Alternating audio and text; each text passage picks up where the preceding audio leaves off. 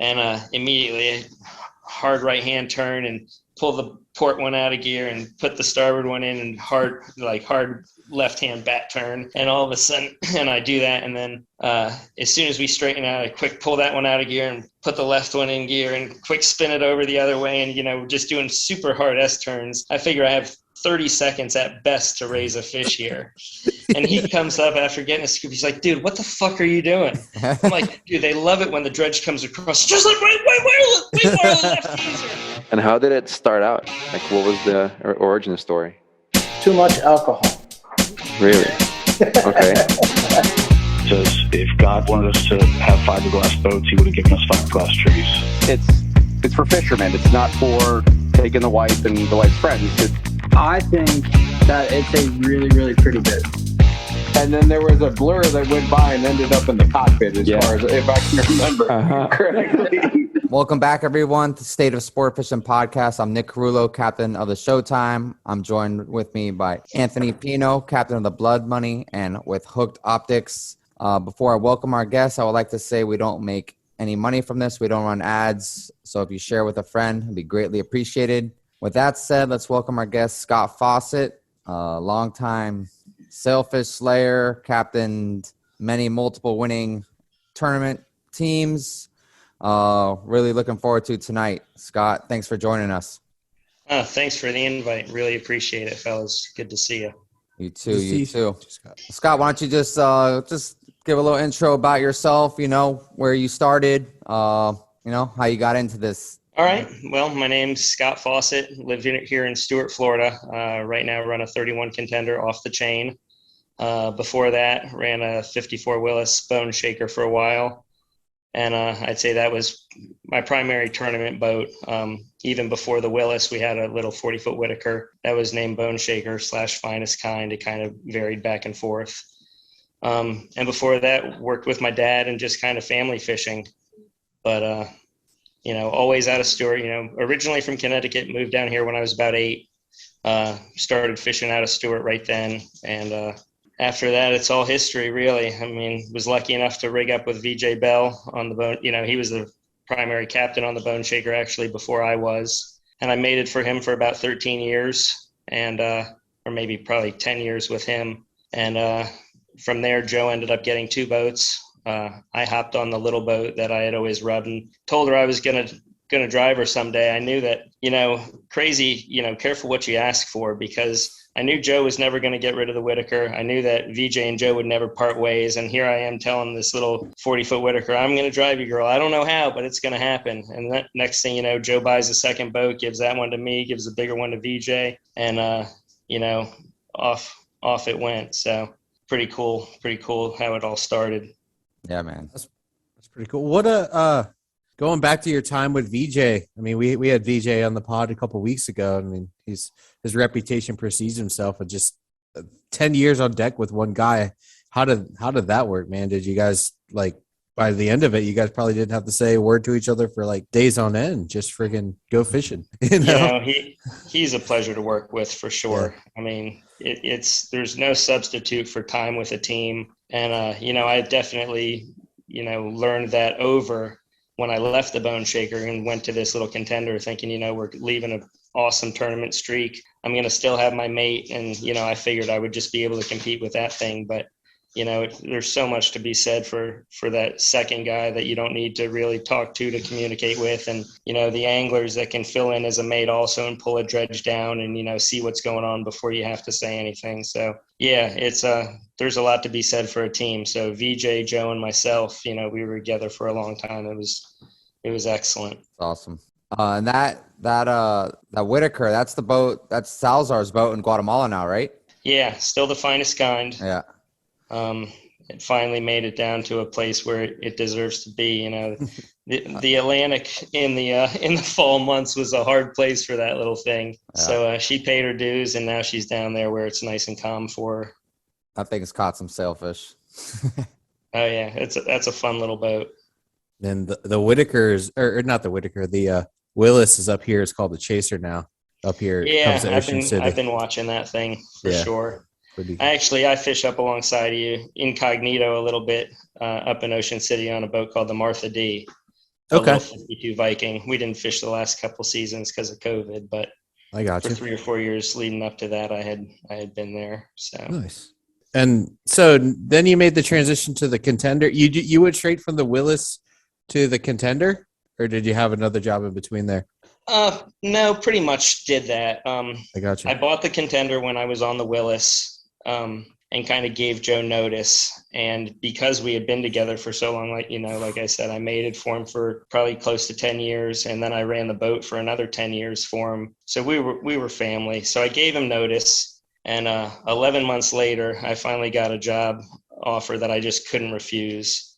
And it was for a guy down in Lighthouse Point. And I ran that boat for, I don't know, maybe 2 months, and became one of the 100 captains that came and went on that program real fast. But it was the best thing that ever could have happened. It made me leave the Bone Shaker program, made me go off on my own officially.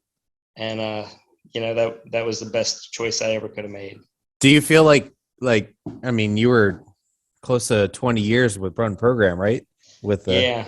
Do you feel like at one point you were just kind of getting, maybe not tired or anything, because it seems like you had a great relationship with Joe, the owner, but like maybe you didn't feel like you were growing or challenged in a certain way, maybe after, that's that long? No, I mean, I'll be totally honest. The main reason I left that program is because we were so tournament oriented, and we redid the boat totally, and we stuck with the smaller engines rather than getting the extra 50 horsepower aside. It's not a 30 knot boat. So, there were so many things that we put money into, but didn't really take the extra step to keep it as a competitive boat. I figured I had a great stretch. It was a good time to step away and just kind of, see what happens. So, Yeah. I needed a tower. I needed a faster boat. We needed trolling valves. So, and that, coupled with thinking I could go ahead and hop on this 31 Contender and compete, I figured it was a great opportunity for me to go ahead and do that. So, on an everyday, calm 2 to 3 foot day, you definitely can hang and compete. But as far as fishing tournaments, as soon as it starts blowing 20 and it's 5 and 6 foot and choppier than that, an upsea tack is just horrendous on that thing. Yeah. So you do for a center console guy, you do a lot more dead baiting than the average center console guy, right? I don't know what. Yeah, definitely more dead baiting than the average center console guy south of our inlet. Yeah. I got you. Up here, so many people really. I'd say I do more kite fishing than the average center console guy up out of our inlet also. But yeah, I'm definitely, I'm a diehard dead baiter. Born again live baiter, dead hard dead baiter. I like it. So, how do you like the baiting on the center console? I enjoy it. I tell you, it's crazy. When I got that boat, it had 2 strokes on it. And it still saw plenty of teaser fish, but you wouldn't mark them. You go on the bigger boats and you'll get that boomerang 40 or 50 feet down, and 2 seconds later, here he is on your dredge.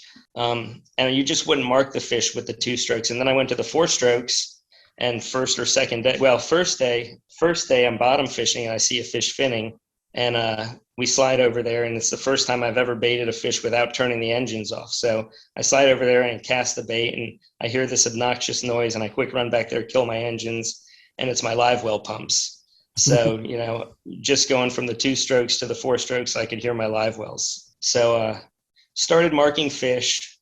Teaser bites are crazy. I do a lot of fly fishing with a guy, and you could poke him with a rod. They tease just as well as they do on a bigger boat.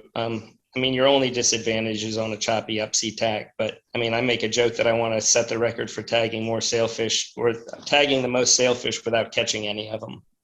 So, they'll come right up, and, you can poke them with a rod tip, and, nice. They're eating right out of your hands. Have you ever actually done that? I don't tag fish. I got you. I don't want to say I don't believe in it, but I don't carry a tag on the boat. But have I ever poked one with the rod? Oh, fuck yeah. A ton of times. I got you. So many, it's ridiculous. That's so cool. So, yeah, I was watching some videos of that fly fishing stuff, man. That's just badass. Yeah, it's fun. And, it is a little more intimate on the center console.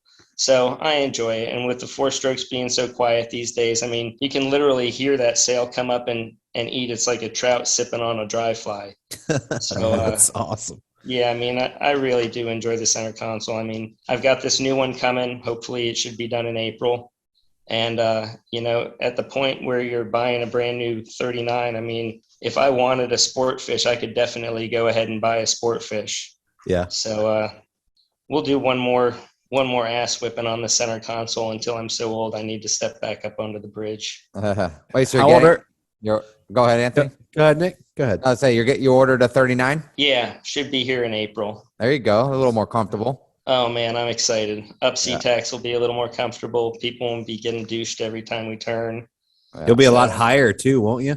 Be a lot higher. I mean, I've got that little, turd sniffer tower or whatever you call it, where you stand on the console. Yeah. But this will have not a gap tower anymore, but at least a full tower where you're standing on the hard top. Mm-hmm. There you go. So it'll be a lot nicer. And what engines are you putting on that? I got to stick with those 300 Yamahas. Those things. Yeah. I've got almost 9,000 hours on this set. It's nuts. I was gonna say, don't go to those 425s.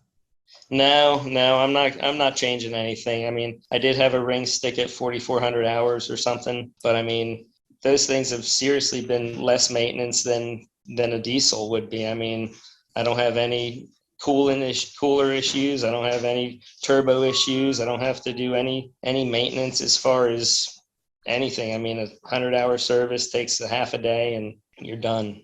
Yeah. Gotcha.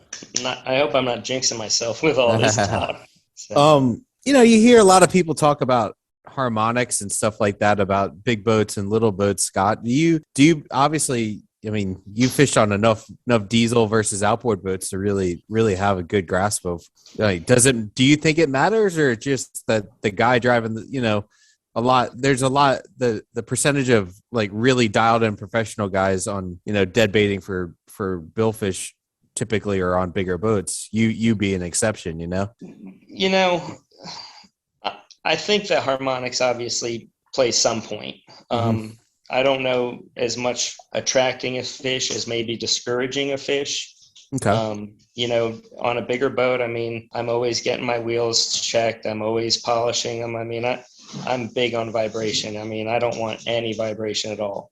Same goes for the little boat. And, the 4-stroke is so much better. I mean, hardly anybody even has a 2-stroke out there anymore. So, I mean, I think a 4-stroke outboard sounds pretty good. I mean, especially, those Mercuries and those 425 Yamahas that we briefly mentioned. I mean, they're throaty and they've got a nice deep sound to them.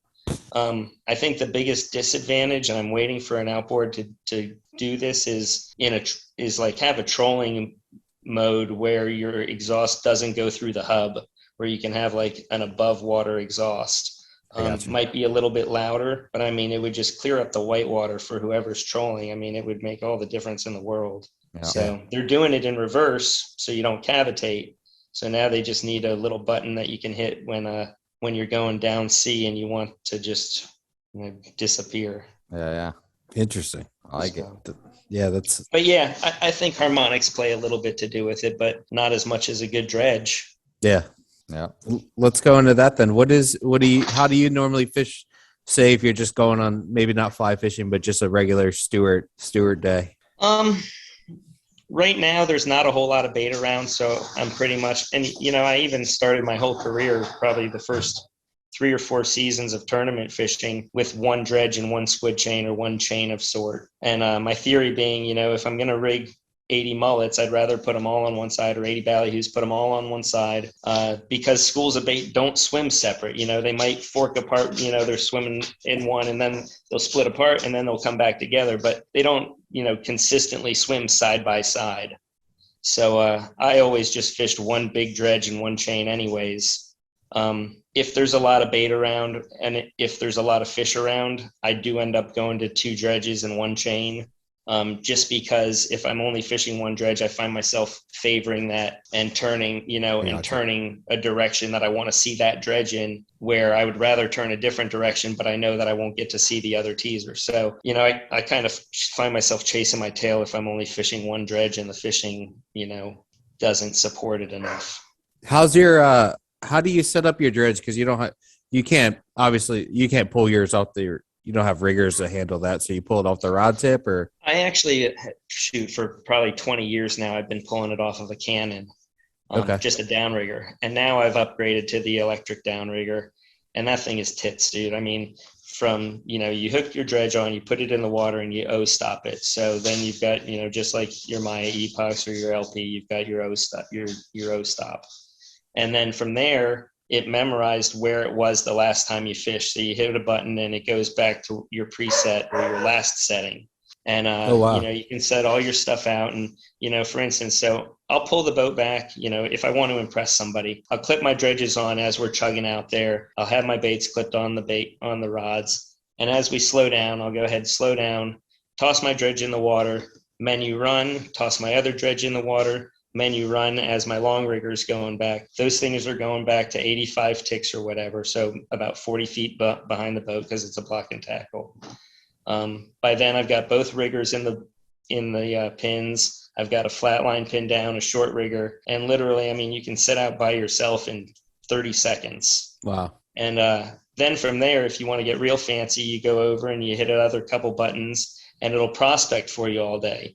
So it'll go from 85 feet back, so 45 feet back to 125 feet back, and it'll disappear for a minute, and then all of a sudden, and it'll come sucking up. And as it's doing that, you'll walk over and maybe pop your flat line out and sink it past it, and kind of, prospect, but with like an actual, just like if you had a teaser fish where the dredge is coming up and you're sinking your bait back. And I mean, it's cool as shit, but it does get annoying, with two back and forth all day long, but it is nice.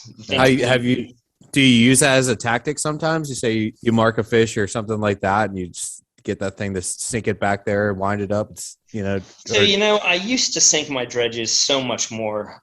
It's amazing how much the style of fishing has changed over the last 20 years. When I fished with VJ, I remember the first couple years, I had to ask him to set out going up sea because we were going so slowly that if you went down sea, you couldn't set out. The wind is like blowing the loop in the line past the boat. So I'd go, hey man, you mind heading up sea when we set out just to get the baits away from us? So, we were going 4 knots at that point. Now, I mean, everybody's hauling ass around, 5.5, 6.5 knots. I mean, it's a joke. I go up to Ocean City and I slow down. But I mean, I'm constantly, 6.5 knots for sails, where 5.5 knots for white marlin typically, or that's what I had always heard from the guys that I fished with. So yeah, I don't know. What do you fish? As far as speed wise for those things anymore? Or like you said, like it's amazing. I remember when I started as a mate, 15 years ago, and it was like, we got to slow down from trolling for tuna, like down to 5.5, 6 knots. And now I just drive around at 7.5 knots almost all the time. If it's a nice day, if it's rough, I'll slow down a little bit. But I remember talking to you on the radio. I don't know why I couldn't put you and the Martha D together, but we had a decent little afternoon late one time in the tip of the Washington, me and you. Yep. Remember that? Yeah. There were a few of us in there. There was no shortage of coverage, but that was a fun afternoon. But yeah, I mean, just going, I don't know if it's as much just dragging your bait, you go a couple knots faster, the more fish your bait see, or maybe you don't give them enough time to think about coming and showing themselves. They just kind of, you go 2 knots faster, they got to come and make that decision kind of quicker. I don't know. What do you think? Yeah. I mean, it's so crazy. I mean, down up there, I think that, especially because I don't have a whole lot of waypoints, and I've been fishing with some great guys up there, and I've run a few boats up there, and I've spent some time, but I mean, by no means am I experienced up there at all. So the name of my game up there is cover some ground. If I'm lucky enough to get a couple dots to tack back and forth to, that's awesome. Down here, I remember when I was mating for VJ, Glenn Cameron would haul ass around 6.5 knots. If he was getting bites, we weren't. If we were getting bites, he wasn't. If he saw a fish, it bit. If we saw a fish, you had to work your ass off to get that. I mean, you're dumping it past him, cranking it up, switching to color. That color didn't work. Step on it, see if that works. I mean, these fish are interested, but, when you're going that 4 knots, I mean, they're just back there just checking stuff out. They're not going to eat every time like they will at that 6 or 6.5 knot. Yeah. So, and then, who knows as far as covering ground? Nick sits there right in the middle of all of us doing laps around him, and he's catching way more than us, and he's not covering any ground. Yeah, that's true. So I don't know. I hate trolling past somebody with a kite. I swear, so many times I've got a fish following me that I don't see, and I can swing by their right or left side, and next thing you know, bobber down.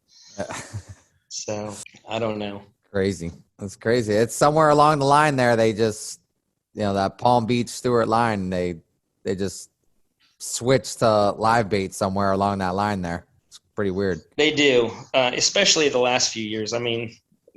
I do have one success story where we did battle it out 1 for 1, with the live bait boats in the Jupiter Billfish tournament. But that is so rare south of this inlet for sure. Yeah. And especially, in shallow, if the water gets clean, I don't know, you can't do it. Shoot. The first year I went down to the Keys, actually, we took that little Whitaker down for the World Sailfish Championship. And I remember that.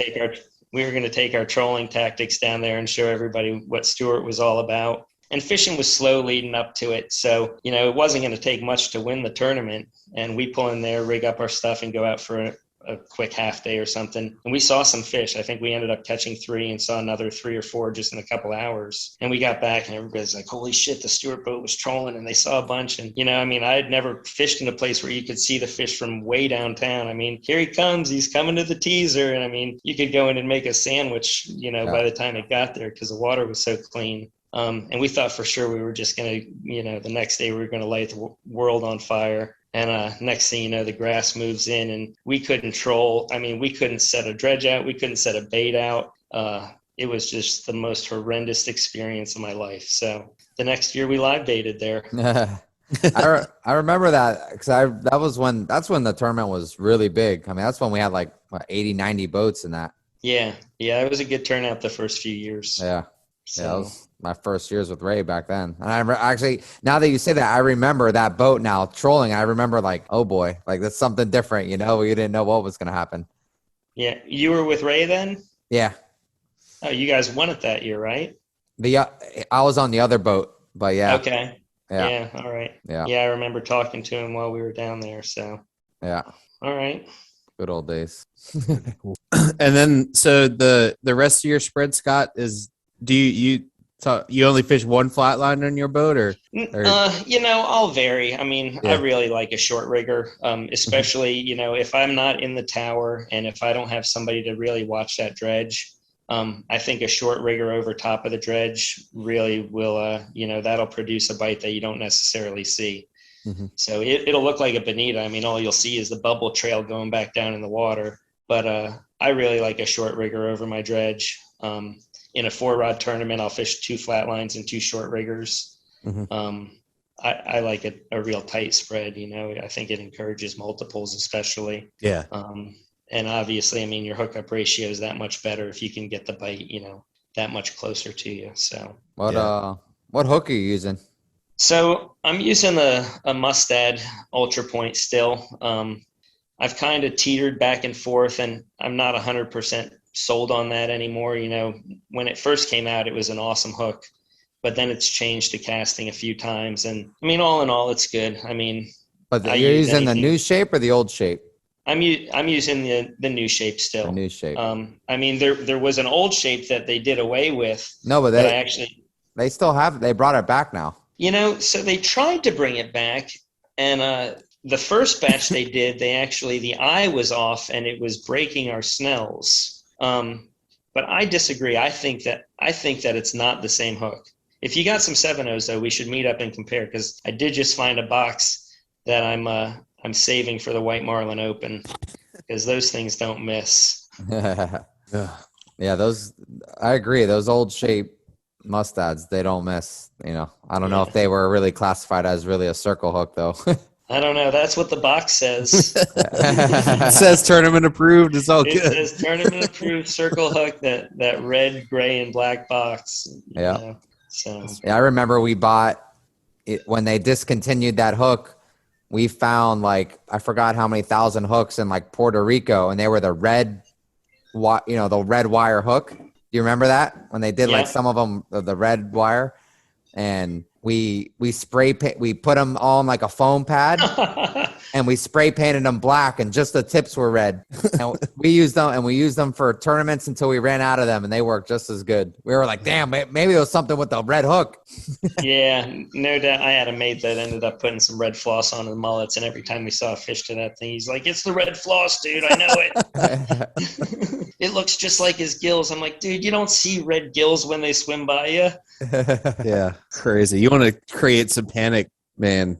I remember same thing with the 8-0. We for years and years we used to use that matte black 8-0 Eagle Claw up here, and dude, they changed it. It was a shiny black instead of a matte black, and it was a different shape, and people freaked out, completely freaked out. Like everybody was. It's really interesting, like how, and then everybody switches, and then somebody has they've been always using this one hook. And then that one becomes the one. Yeah. You know? Yeah, when Mustad switched, we were actually up fishing Ocean City and Oregon Inlet that summer, and I had Chris Cullen from the Marlin Darlin. He was mating for me then, and we were fishing. First fish that we hooked, pink, brought it back.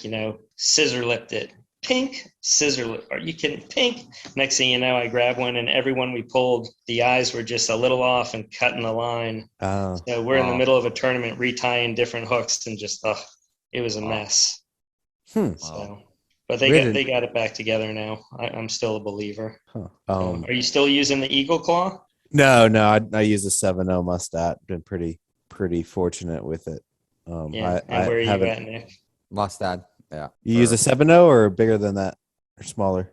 6.0 on the kite baits, and then like usually a 5.0 on the spinners. Huh. Is it in that brand? Is it smaller? Is it considerably smaller than a 7.0 Mustad, or is it not? I mean, it's not crazy smaller. And then actually in that Keys tournament that 2 weeks ago, there was a few fish in the sand, and the water was crystal clear, and we were throwing and pre-fish. I think I told you, Anthony. I don't know, or maybe I did. Mm-hmm. We were throwing some 5.0s like we normally do, and we had some fish blacking out, not eating, and we actually went down to 20-pound fluoro and a 4.0. Wow. Yeah. And then that made him do it? Like, it just astonishes me that would have... You'd be surprised how fast that fish turns on that bait now. Like, it's crazy. Wow. That's my summer go-to, actually. I fish 3s and 4s all summer long. Really? Not on 20-pound. But and it's not the same hook. It's not that Ultra Point that I use for the 6.0 that I normally troll with. It comes, what I'm buying is like an individual pack, but it's a little bit heavier gauged wire. So it's a heavier gauged wire 4.0. But yeah, I'm using 3s and 4s. We don't get the goggle eyes up here. We're using sardines, we're using cigar minnows, thread fins, pilchards, whatever. But yeah, I'm big on those calm days using that tiny little hook. Yeah, that's incredible. That is something that I'm not used to. Like, I've never once thought that, and I do literally no live baiting, but never thought like one time a fish comes up and looks at a bait and been like that. The leader, the hook size is the reason why that. I just assumed we didn't rig a good enough bait, or he just wasn't in the mood. No, dude, 100%. I remember when we were in Mexico, making the switch from just J hooks to circle hooks. Mm-hmm. And that's back when we used to troll at 3.5 knots or so. Yeah. And you'd have fish come in all blacked out, ready to bite, and next thing you know, no way, and just fade off. Wow. And we were using bigger circle hooks. We were rigging them differently. And we were definitely seeing fish that were fading off on the circle hook, 100%. Huh. And I think that actually might have something to do with why the sailfishing in particular has gotten so much faster over the years, because you do need to disguise it and bring that bait to life a little bit more, and trigger an instinctive bite rather than a bite where you can really inspect it. Yeah. Let's talk about that a little, Scott. A lot of my guys, or almost exclusively my guys, pretty much fish up here and in the Pacific. And one thing, I didn't spend a lot of time in Isla, but one thing, and down your way dead baiting, but I spent enough time to understand how to get a fish to bite, like say your traditional like downsea kind of not may be interested in sailfish and not, like, and something I try to get them to get the bait moving. Say he's on the long rigger, try to get the bait moving to get him to bite. And they're not very used to it because they fish here and we don't know. Sometimes we have those conditions where we see a lot of tailors and fish that kind of come in and kind of go from one side of the spread to the other looking at baits. But and then my guys fish a lot in the Pacific where that you don't have to do that. You just wait. If you wait long enough, it's just going to destroy, whether it be a sailfish or a striped marlin. They will just eventually eat it, Right. So, like, can you explain like that situation a little bit about how, maybe you see a fish on the dredge, show himself off the dredge, and he's just kind of, how I don't know how to really articulate the way they're acting, but I'm sure All right. know what I'm talking about, I would like to think that my style is different than a lot of people's. Mm-hmm. But I would say more often than not, when a fish, 90% of the captains here, probably 95% of the captains here, when they see a fish on the dredge, they say, left teaser, go ahead and sink it. And at that point, they want the guy to grab the flat line, pop it out, quick, crank it up in front of the dredge, and depending how far back, when we used to go real slow, you'd have to crank it all the way to the boat, to make sure that bait would get down in front of them. But anyways, there he is, left teaser. They want you to crank your flat line up and sink it, or just grab the pitch rod and send it right back to him. Mm-hmm. Me personally, I've converted my sail fishing to really mimic what I think white marlin fishing should be. Mm-hmm. First reason is if that fish is happy on my teaser, I don't see any reason to hurry up and, send a bait back and let him peel off there and go back and eat it. Let that thing hang out. He's glowing, he's calling friends in. If he'll hang with me for 10 minutes, bring it on. I've got 100 videos, starting down in Mexico where my charters are looking up at me cross-eyed because I'm telling them, mate, don't let him eat it. Don't let him eat it. He's happy. Don't let him eat it. And, and you're basically just fucking with them. If the fish comes up, pull it away. And I swear, there's no better teaser than a hot fish already on your teaser. Mm-hmm. So, absolutely. As soon as he starts to lose interest, then I'll go ahead and send it back. Or, when you've had, when you've established that, we've gotten enough out of this fish and there's nothing in the immediate area, let's go ahead and feed him. And then you can kind of hold it next to the dredge and, let him find it and come up and actually, eat it just like a white marlin. I think your hookup ratio will be better. I think the fish eats it better. I think, again, the chances of raising a multiple with him in the spread for that much longer is huge. But, I'm a big fan on making them eat it now. I don't send it back as quickly as a lot of guys do.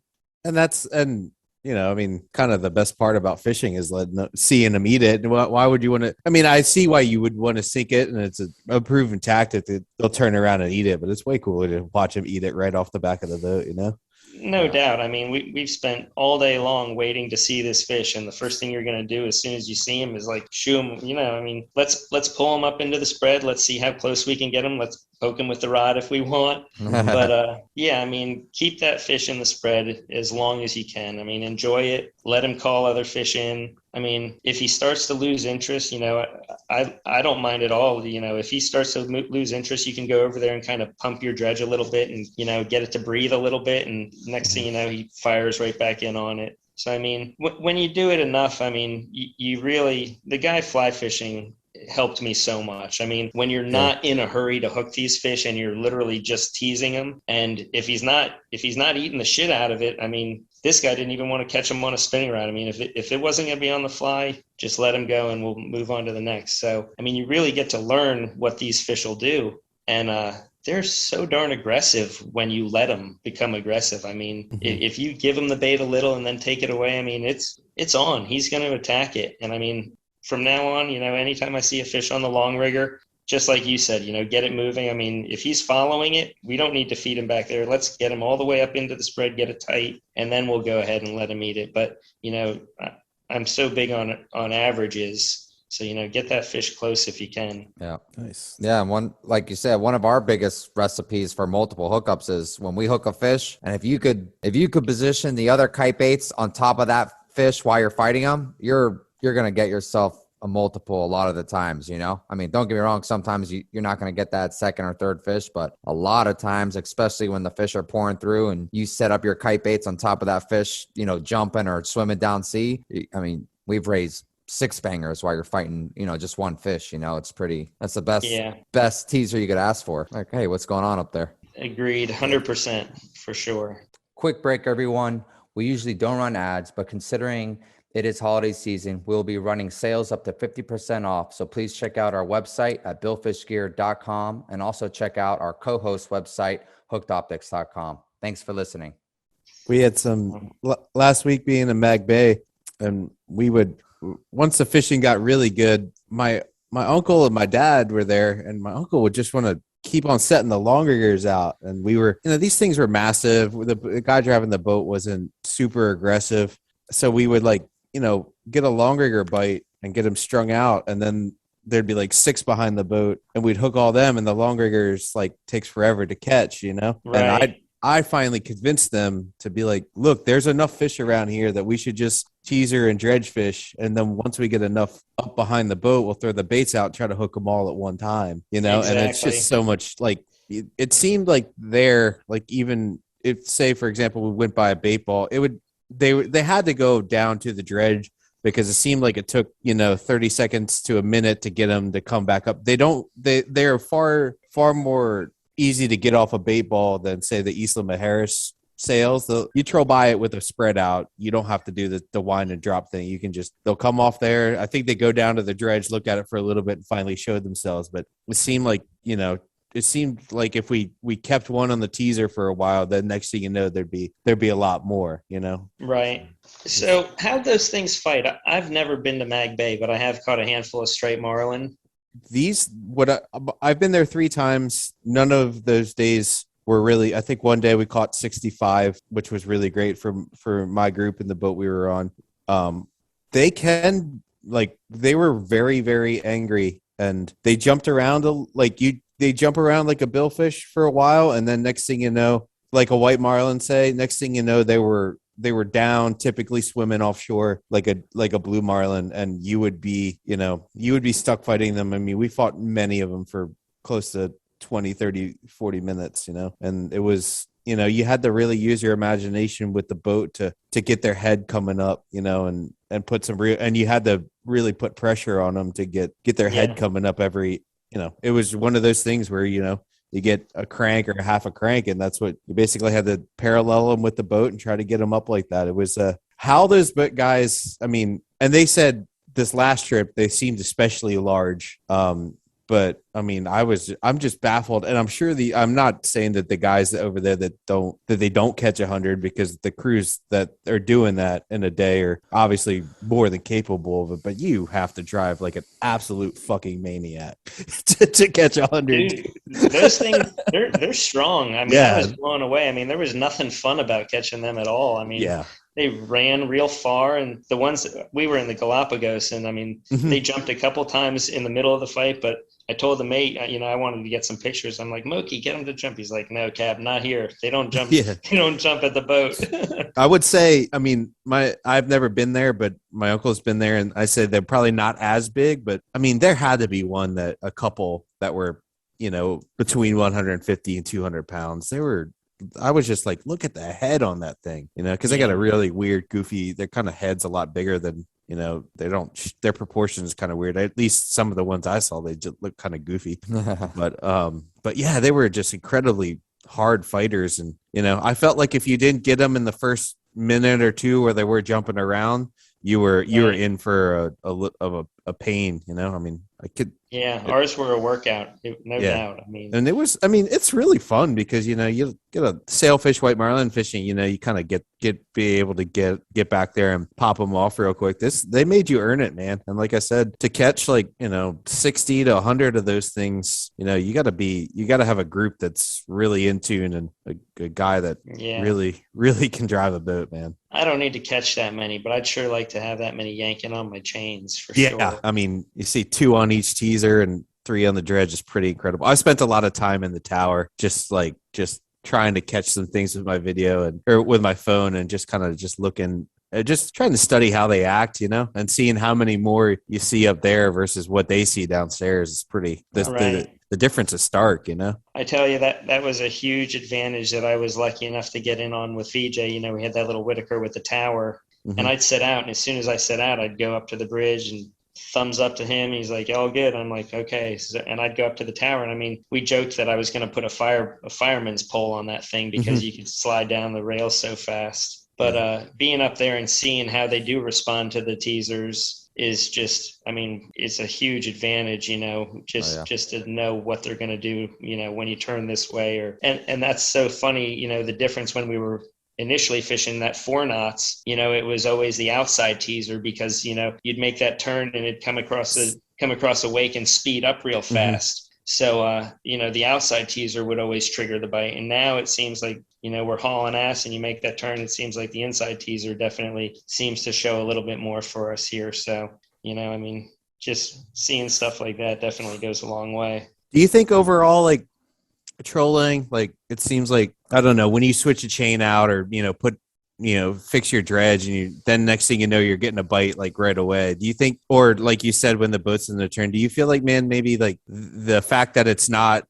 moving at a different speed, whether it be faster or slower, triggers that fish that is probably back there following your dredge? Because I'm convinced that there's so many fish that follow the dredge. White marlin, I know sails, especially in South Florida or in your area, are notorious for not coming off the dredge. But I feel like even white marlins up here or blues, they follow the dredge for a lot longer than we think they do, you know? Oh, yeah. You know, changing it up means so much. And, you know, when I'm in a turn, I'll hit the button. I mean, I'm constantly working my teasers. You know, I couldn't stand to have my dredges downstairs. I mean, you know, whatever I have to do, I'll move my teaser reels up overhead. So, I mean, if I even have to stretch that far to hit the button, it's too much. So, yeah. Yeah, I'm constantly moving my dredges. I remember one time I was fishing with Bayless and he's driving along and asked me to hold the wheel real fast. And I'm like, yeah, sure. So he goes down to get his scoops or whatever. And immediately hard right hand turn and pull the port one out of gear and put the starboard one in and hard left hand bat turn. And all of a sudden, and I do that. And then as soon as we straighten out, I quick pull that one out of gear and put the left one in gear and quick spin it over the other way. And, you know, just doing super hard S turns. I figure I have 30 seconds at best to raise a fish here. And he comes up after getting a scoop. He's like, dude, what the fuck are you doing? I'm like, dude, they love it when the dredge comes across. Just like, wait, left teaser. And he's like, are you fucking kidding me? So we go ahead and we hook that fish and we set back out. And next thing you know, he's bat right, bat turn left, bat turn right. And I'm like, what the fuck are you doing, dude? He's like, they love it when it comes across the dredge corner like that. So, yeah, I think you can definitely trigger a bite by, you know, accelerating or decelerating a teaser. Yeah, that's sick. That's a good story. That's a great story. Obviously, that was on the new Tar Heel because it had 2 engines. No, that was actually just before he started building boats. I fished for, I guess, 4 seasons with him on the Blue Water boat on the Viking. I gotcha. And watched him build the first one, the little 26-footer for Smythe in his garage. And then I was heading up there the last year and basically got a call while I was on the road. He's like, sorry, dude, I'm bailing. What? He's like, I'm building boats. Gotcha. Wow. So, you guys got on quite a tear on the Blue Water for a while, didn't you? Some of the best experiences of my life, for sure. I mean, He was a super fun dude to fish with, and we got to catch spearfish. We got to catch triple header blue marlin out of a quad. Those guys from the Blue Water, they don't miss. I mean, they just did a spectacular job in the White Marlin Open. I think they caught 22 out of 23 bites. Wow, that's an incredible White Marlin Open in that thing. So yeah, we had a really good couple seasons with them. That was a fun crew to fish with. How good was that feeling? I missed out on the beat top boat in the White Marlin Open. I missed out on that by time last year. Dude, I tell you, it was. I don't know how much second place top boat paid, but when that doesn't pay much, you know. When I won it wasn't worth anything either. So no, we won next to nothing, but.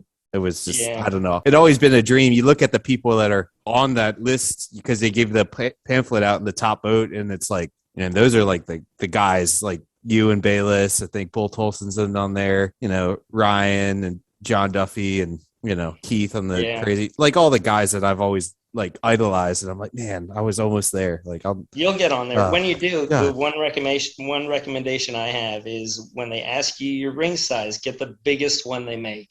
Yeah. I'm like, I don't need that sizing chart. Just give me the 14. Yeah. That makes sense. Yeah. That's So, funny. Hopefully one day. it'll happen. But yeah, that was a great crew to fish with. Those guys taught me a lot, and obviously John is, everybody knows about John. He's pretty awesome.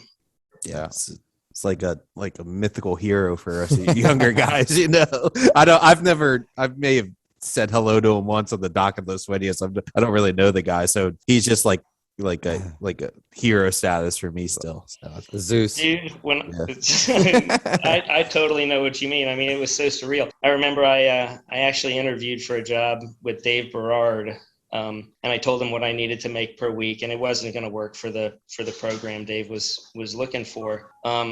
And 2 or 3 days later, I get a message on my parents' answering machine. I go and hit play, and it's John Bayless. I'm like, what? Holy shit. And I'm like running around in circles like, holy fuck, John Bayless just called me. So I quick call him back up. I'm like, yeah, anything you need, John, I'm there. Whatever you need, I'm there. So after that, I was on my way up, and he was such a hero to me. I haul ass the whole way up there, and I get to North Carolina. I'm like, I'm home free now. If I get pulled over, I'll just tell him I'm working for John Bayless. So, I was such a naive kid, so funny, but yeah, definitely hero status. That's amazing. That's awesome. Cool. Yeah. So, well, you had the same thing. I mean, getting to fish with Ray. I mean, same thing. Yeah, I was definitely stoked the day, I got the opportunity to work for him, man. I was just like you said, like working for, a kid. When I was a kid, just reading about him in every magazine, and he was just winning every tournament. The fact that I got to work for him was, was a blessing, Yeah, I think like working with fish or fishing around somebody who used especially me and you were so young enough to remember actually like reading magazines. Like I have stacks of In the Bite. And I'm sure there was like many of articles that Scott was quoted in, and I'm like, I read it like 10 times, Yeah. Like, oh man, you're making me blush. But it's like, like I still remember being out there and being like, oh my God, I'm out here doing it with these guys, and didn't typically work out. I was reading your wins, Scott, dude. There was a lot of them, man. There was a lot of wins. It was good for a while there, for sure. I'm looking forward to this new boat. I'm going to get to play a little. I'm going to play some this year. Nice. I'm going to fish some of the live bait stuff on the Good Call. I'm going to fish the Gold Cup on a boat called the Buana. So I'm going to play a little bit more this year, see what happens. Nice. So, is there like, I don't know. I'm always intrigued by guys that, that consistently win, like you guys, that role that you guys were on back then. And that was like, I feel like when you guys were doing it was kind of at the height of the Stuart sailfishing scene. I feel like a lot of boats now, they go to places farther on now, but back then it was ultra competitive, man. Like, is there anything that, and it's not like how important is a good vibe and that sort of thing on a boat like that, man? I think that gets lost on people sometimes, a good vibe goes a long way. I mean, I think more so when the fishing's bad than when the fishing's good. Mm-hmm. But that being said, I mean, don't rely on a good vibe because you're doing it so often. I mean, I remember when I was working for VJ, we had a second mate where shit wasn't going well. And I'm like, dude, it's going to throw off the vibe. He's like, fuck that vibe. We can go out there and win anyways. So, he didn't believe in that. So, and sure enough, we went out there and we gave it our all. And I think we probably did end up winning. But, ever since then, I remember I had a mate where we were butting heads. And I get these feelings when you're going to win. I'm sure you guys do too. I mean, when you're going to win, you get goosebumps and you can almost claim it. I mean, I know when I'm going to win and I know when I'm not. Yeah. Shit, I forgot where I was going with this, but you and your mate were butting heads. Oh, so me and my mate are butting heads, and I'm talking to Joe and I'm like, Joe, what should we do? He's like, tell him to stay if he wants. And I'm like, and I don't want to name any names, so I'm not going to, but I'm like, dude, you can either come or you can stay. But I'll tell you right now, you should fucking come because we're going to win. But you better straighten up and enough of this shit. And, I could, we're crushing everybody and I could do no wrong. He's sitting there motherfucking me up and down the road. And either way, it didn't matter. He ended up coming. We ended up winning. And that was the end of that story. But I think we ended up kissing and making up and fished for the rest of the season and maybe another one. Nice. So, let me ask you, go ahead. I was just going to say vibe is great to have, good vibe. And, there's like 3 or 4 mates that I just absolutely love fishing with. My brother, I love fishing with him. Kyle Francis, love fishing with him. Matt Capoletta is awesome to fish with. Pat Price, rest in peace. He was awesome to fish with. I mean, those guys brought vibe and, a laughter and just a camaraderie where, you weren't out of it ever. You could have 30 seconds left and need 4 fish to go and know that you were in it. And next thing you know, whoop, there they are. Yeah. So, I mean, it can be done without vibe, but it's a whole lot nicer when you've got it. Yeah, absolutely. Scott, you ever get days up there? I'm sure you do, like where they're really tailing really hard up there. Do they tail up there hard? They don't tail up here hard. I mean, there was one time where it was just insane. And you were probably fishing. It was that silver sailfish derby. I was fishing. Probably. Even I was. That bite was so good. Even I was fishing that one. Dude, that was nuts. That was so insane. We were fishing the Pelican for those 3 days. You guys were all south of us, and I'll never forget that body of fish. We set out, and ever since I started setting out going up sea with VJ, I set out going up sea, and I make a turn. As soon as our shit's out, I'll make a turn and present a good down sea tack. And I remember the first day of that tail, we set out going up sea, and I make a turn, and before I can even get done with the turn, here comes one dumping down on our left side. I'm like, holy shit, Taylor, left teaser. And he's already gone, and here comes 2 more. And we've got 2 of those fish on, and I think we catch them. And as soon as we set back out, I go put the boat in gear, and here comes one down the side of the boat. And we dump to him and hook him. And long story short, by the end of the day, I think there was maybe 4 mates on, maybe 3 mates and an angler that really wasn't into it a whole lot. But there was 5 of us up on the bridge. We didn't have a tower, and they're all standing. All we did was up-sea tacks until we saw the fish. Yeah. And they're all standing, in the forward curtain, in the side curtain, and their heads are above the hard top, so I can't see where they're looking. And they would just, the code was like, stomp your foot and like bring your hand down to your hip so I can see which direction.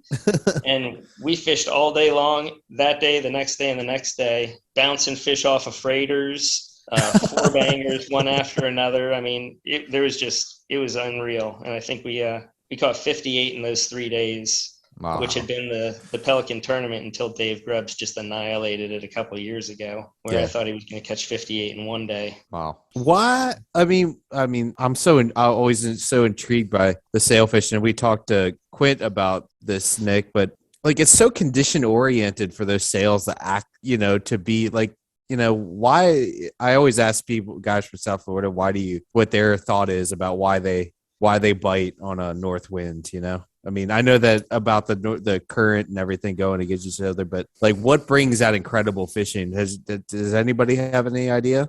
Scott? No, not me. Oh man, you should have asked me 15 years ago. I had so many more ideas. I was, I knew a whole lot more back then. Yeah. Well, because the reason why I asked about the tailors is because, there are days when we see, over 100 fish, and, maybe we catch 20. But we don't ever see that. And I'm like wondering if you were to actually, put 2 dredges in front of those fish. I mean, I wonder would they respond differently? Because there's days we throw live baits on.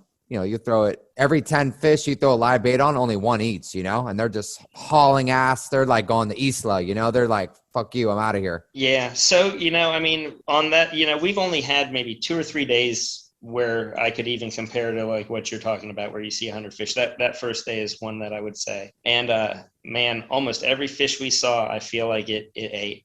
And I remember actually there was another day we were on our way down to the Gold Cup where me and my mate caught 17. We left at 10 o'clock and just him by himself caught 17 down there. And that was sick tailing conditions. Sick. But I think every fish we see bites. And, obviously you can control the speed. So if, you'll see him tailing and we actually will pull the boat out of gear and, wait until he gets 3 or 4 waves away and then put the boat back in gear and put the shit right in his face. And, I mean, even if he's got a highway ticket, going south, he just can't turn his nose up at that stuff. I mean, I'm sure a few sneak by you every now and then, but if you were to see 100, I mean, you'd have 40 or 50 bites, I'm confident. You got to call me when that's going on. I'll run down. Yeah, I'll be there too, Nick. They'll be Yeah, coming they'll up. eat rubber shit. We don't even need to rig. Yeah, it's sick. And I mean, and you could almost, and when we're in the tower and we're looking, like you said, you know, there'll be 3 or 4 of us in the tower looking for them. And you could almost tell by looking at them which ones are going to eat and which ones are not, because just the color of their body, you know, some are brown, some are a gray. Yeah, like that grayish green. And then the ones with like the bluish, blackish color, and those are the ones that are going to eat, you know, like when they're tailing and they're already blue and black, they're like hungry. They're like, all right, where's food? But when you get like these gray guys coming, you're like, I mean, you'll throw bait on their head and it's like they're in like a cruise control. Like they have blinders on, you know? So, you know, maybe that's the difference is, you know, the fish that I see tailing are the black ones because I don't see the gray ones. I mean, I do every now and then, but I'm sure so many get by me. Yeah. And you guys that do get to see good tailing conditions often, and you know, I'll see a fish on a dredge long before most people, but you're going to see a fish tailing long before me. You know, the last year I fished the World Sailfish Championship was maybe actually not the last year, because that was the year that it evaporated, but the year before that was good tailing conditions. Yeah. And we were on the Willis at that time, didn't have a tower, didn't have a center console, so we were kind of at a little bit of a disadvantage. You know, I would have liked to have had a tower on a sport fish or had a center console just for the maneuverability. But either way, we're going up sea looking for tailers and everything, and shoot, I bet almost 3/4 of a mile or a mile offshore of me, John Dudas is offshore of me. I think he was on the 4 Aces, and we're both chugging up sea, and all of a sudden John stops and I keep chugging, and I'm looking, and he slowly cuts in behind me and goes equally as far on the other side of me as he was on the offshore side of me, and baits a double or a triple header, you know, right out from under us basically. But he was so courteous and just let me just kind of do my thing and get out of the way. It was really nice of him. He's got some eyes, I'll tell you that. I've fished with him a few times, man. He's got some frigate eyes, I'll tell you that, man. Yeah, no doubt. I was impressed for sure. Yeah, that tailor fishing. It's cool. Yeah, definitely when it gets good, I'll call you and you come down. Yeah, I would love to, for sure. At least come sit in the tower and just count them with me. Oh, yeah. Yeah. I don't need to. That's all I want to do, for sure. I mean, if I could see him moving through like that, yeah, that'd be good for my heart. That's sick. But there's days too, like when like after a north wind and you have like that tailing body of fish, and then that wind turns around east, you know, they stop tailing, but you know those fish are still there, and you'll have big days when you're catching a bunch of fish. You know, that's what you'll see a lot of those South Florida guys, you know, catching 20 to 30 or more fish. And the same thing too is you'll have these fish black out on your live bait and then just keep swimming, black out, and you're like, there he is, you know, right long. You're like, and then just gone. You're like, gosh, damn it. And you'll pick your shit up in the air, run 100 yards, drop your shit back in the water, and boom, he pops up again, blacks out. You know, maybe he eats that second time around, or he just keeps going, you know, like, you know, I don't know what causes that, you know. It's interesting. Man, I definitely don't know. I mean, I know less and less every day. That's. I hear you. Well, Anthony, Scott, why don't you tell us one of your best or most memorable days out on the water? Yeah, that's my question. Doesn't have to be your biggest day, but just a day that sticks out in your mind. It reminds you why you get up early in the morning and take ass kickings. All right. I've got a good tournament story. This is something that I always said, if I write a book, I want to put this down as a chapter. There you go. So we're fishing up in New Smyrna on the Willis. Very good fishing going on up there in late October. I don't know if you guys have ever done any of that, but I've heard of it. You know, 20 to 40 fish, you know, days for sure. Cutters and everything, tons of bait, wahoos clipping you off. It's a good fishery. So anyways, we're up there fishing the New Smyrna tournament, and day 1 we're leading, day 2 we're leading, and on day 3 we're still leading, but we can see that we're not dominating anymore. You know, we're still maintaining, but we're not running away like we had been. So thinking of a new place to go, and we're way up to the north, probably 35 or 40 miles north of where Big Al is fishing, and he starts calling fishing, not not one after another, but enough to know that that the body of fish has made its way down that way, and it's not where I am anymore. So we decided we're going to pick up and run. And I think, fishing was good. We probably already had four or five for the day that morning. Big Al had just caught his third or fourth one, maybe his fifth one. So we're on our way, and about 10 miles into a 25-mile run, you can mark the next fleet of boats that's fishing, and they're picking away. Everybody's catching fish. But it's still not the place where we want to be. But as I come running towards them, we see that there's a boat hooked up. And then all of a sudden, we're probably like a mile away from them now, mile and a half away, 2 miles away from them. I see a flopper right in the middle of like 10 boats. And I fucking punch it full throttle right to this flopper. Don't take my eyes off of it. I'm screaming to the mates. I'm like, guys, flopper, get shit ready. Get it ready. We're going to set out. So we get right to this flopper. I pull it back, throw our shit out, 2 dredges. I think it was a 4-rod tournament. Within like 5 seconds, we got 4 fish on. Dredges are coming up out of the water, roaring all over the place. We catch all 4 fish in like maybe 2 minutes, right in the middle of this fleet that's been pounding it out for the last 3 hours all morning long. One guy's catching one, another guy's catching one, and we fucking sit down right in the middle of them. And next thing you know, we're just roaring around in reverse. Got it. And my mates go to throw the shit back at him. I'm like, we're out of here. It's a Keep trick. going. I fucking floor it, and we go taking off. My boss's Joe's like, what are you doing? I'm like, it's a trick. We got to get to Big Al. So we go hauling ass another 20 miles or another 15 miles down to Big Al and Rob Moore, and they're catching them as we're going. And as soon as I get to a spot where I feel like it's worth slowing down, I go ahead and I slow down. I look out to the side, and here comes this pack of fucking 40 fish right on top of us, and we got a 4-banger on, and we're roaring all over the place, right? Didn't skip a beat. It was so awesome. It was the coolest day of my life for sure. That's sick. It was awesome. How many fish did you catch that day? Yeah. I don't know. We didn't set the world on fire. We did end up winning the tournament. They wanted to fail the polygraph test on me because when they got to the boundaries, all my shit went. They're like, "What, did you fish out of bounds or something?" I'm like, "No." They're like, well, why is it all whacked out when we ask you about if you were in bounds or not? I'm like, dude, you can ask any boat out there. We were right in the middle of everybody. We did not go out of bounds, but my boss and I had a lot of heated conversations about where we were going to fish. So maybe that's what's going on. So no problems. It's pretty badass, man. That's awesome. That's a good one. Yeah, it was fun.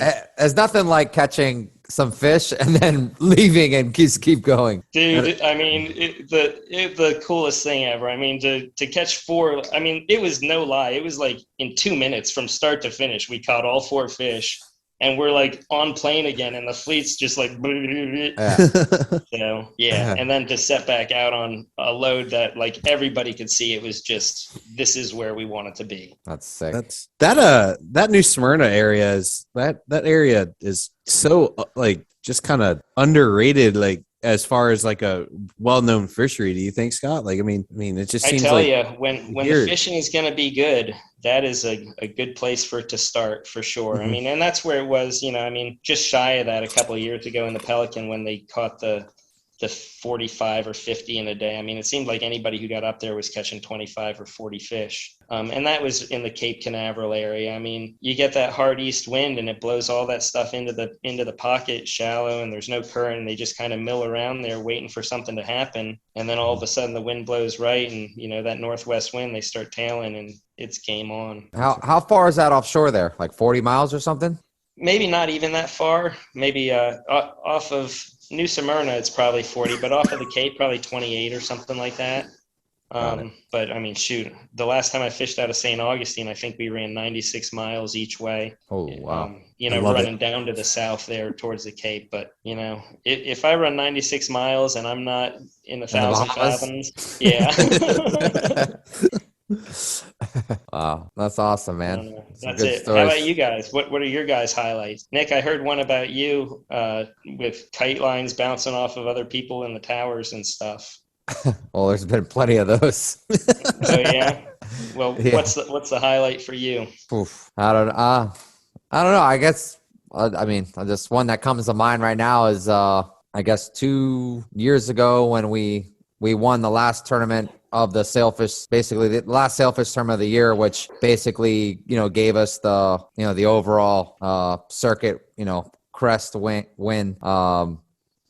And just kind of like what you said, basically fish in an area called Triumph Reef where fishing is generally really always really good. And everybody started there first thing in the morning. I think we may have caught one in the morning and maybe a few other fish, a lot of other boats were caught around us. And a boat ran down further to the south and started catching them. And like most of the fleet kind of just ran down to go find that bite. And I sat there and we kept picking away. This was the second day. So we needed to win. Like it was like you had to win. It was like a do or die type thing. And everybody was catching fish. And we just sat at Triumph, kept picking away. And sure enough, the whole fleet comes back to us.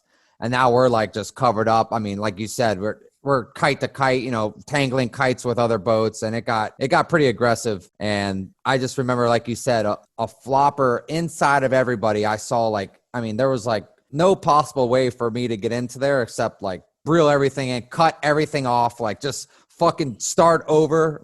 And I ran in between everybody's kites. We put them out and boom, I think we caught a triple. And it was just like, that basically put us like at the top, right where we needed to be. And I never forget, Quentin was right on me. I think Quentin set up below me, caught another double and a single. And I think we were like tied on time.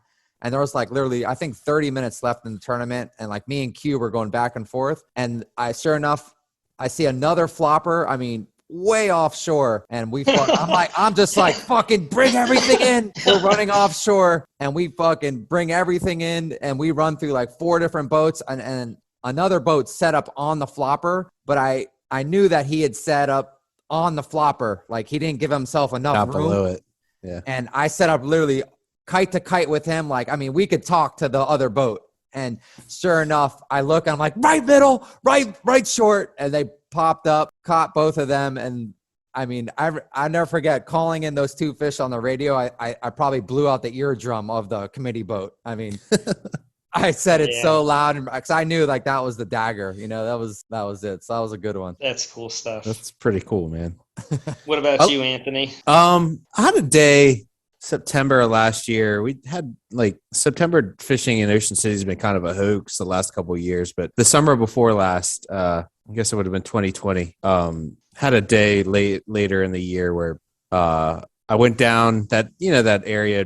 It was like the 650 just below basically almost directly between the Washington and the Norfolk. And I'd got a report from my buddy Anthony on the Real Chaos, and he had some good fishing. He was like, there's schools of small blackfins out there. Just stay with the schools of small blackfins. I guess the day before he'd been the only one that picked up on it, and I hadn't fished the day before. So we get out there, and everybody's up in the Washington, and there's a group of boats down on the corner of the Norfolk, and they're the group of boats fishing the south side of the Washington. And I kind of got in between. There was a nice pretty edge, a little bit of grass, and we soon as set out, make a turn. And I had before I go into the day, we had this guy that used to run boats. I can't remember his name, a friend of our anglers. I want to say his name was Bruce, but used to run boats way back in the day. He hadn't been fishing offshore in probably like 15 years out of Ocean City. So he was like just super excited to be there. He sat up with me all year. And this is a guy that was a serious captain for a while. And, I marked one on the sonar and made a turn on it. And, blue marlin pops up on the teaser, and I'm like, yes, so tease him up. And we saw the 12-volt LPs, so we tease him up, and I drag a freaking dredge, like as he turns away, we drag the dredge right over his back, and then he fucking leaves. So then we fuck off 2 more white marlins, and I'm like, golly. And this is a day like a blue and 3 or 4 whites you're crushing it, right? So right. I finally find the school's a blackfin, and thankfully with the sonar, it was really easy to stay on them. We catch a couple. Then some people come down from the Washington, and they kind of cruise. They kind of fish there for a little bit. There's a little flurry, a couple boats hook up, and then there's a little flurry down in the Norfolk. So those guys kind of just troll down sea to there, and I just stayed. And like from the whole fleet came and went, and we caught like. We caught 10 that day, 10 white marlins out of 14, and we had that blue encounter, and the whole fleet just kind of went through, and it was just me and Jamie on the Canyon Lady. He'd caught 9. I think we'd caught 10 or 11, and I just felt very dialed in that day. And I was like, and the guy sitting next to me, he was like, man, this is just like he was just so excited to be out there seeing how far it all come. And my guys worked so well downstairs and turned a couple fish into, or a couple singles into doubles, and it was just like real cool. And then we get back and like the whole marina's caught like 10 altogether. And I was like, oh man, this is pretty badass. Like I just definitely felt real dialed in, and thankfully I got a good buddy, Anthony, who was willing to give me a little tip, you know, like it's amazing how like you get keyed in on one thing and it kind of makes your day. And I definitely felt like when I got in there, I never marked a fish on the blackfins themselves, but every time I found them and got around them, it seemed like I was going to get a bite. Right. Pretty cool. We haven't fished those super competitive like days. Like it's just the categories and the tournaments up here, there's no like one single goal, so it doesn't seem like it's incredibly competitive like down there. I'd love to be in a place like that one day with my group. I feel like, I don't know if we could do well, but at least we feel like we could give ourselves a chance, you know. I think you do all right. Yeah, but it's just like, shoot, I don't know. Jamie just won the light tackle. I did see that. Old Jamie. That guy, he cracks me up. I only met it. We've been talking on the radio for like 3 or 4 years, but I only met him last year in Atlantic City in that tournament. He's a nice guy, a wild dude, but nice. Yeah, that's awesome. So, yeah, man. Awesome. Scott, thank you, man. That was a good one, man. I really appreciate talking to you. Fellas, it was great talking to you. Really appreciate the invite. Yeah, man. Thank you, Scott. Are you so you're coming back up here next year on the Martha D, hopefully? No, that boat is sold. He's back in school. Hopefully there'll be another boat in the not too distant future on that thing. It'll be a Friday, Saturday, Sunday program again. Yeah. But I might even, I've even been kicking around the idea of bringing the new boat up there and see what happens. Gotcha. Here you go. Cool. Yeah. Well, fellas, thank you very much. Yeah, thank you, Scott. Appreciate it, man. Thanks, Scott. Take it easy.